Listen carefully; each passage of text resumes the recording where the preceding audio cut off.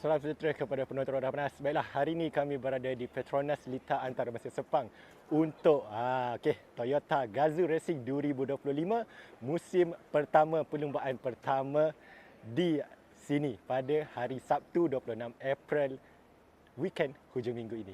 Jadi sekarang mereka akan memulakan warm up lap untuk pusingan satu race pertama Gazoo Racing. Ada 3 kategori yang bertanding pada musim kali ini, iaitu Super Sporting, Sporting Class dan juga Rookie Class.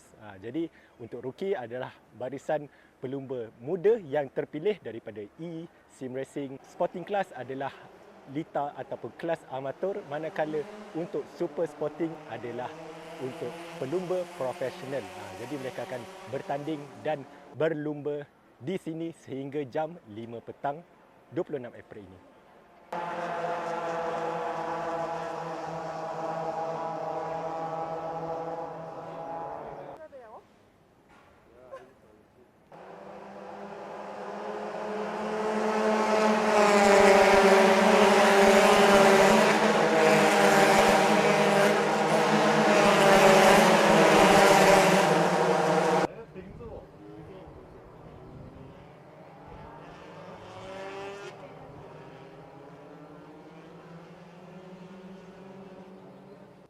Baiklah, ini pemenang untuk pusingan pertama, race pertama, Adi Rahimi,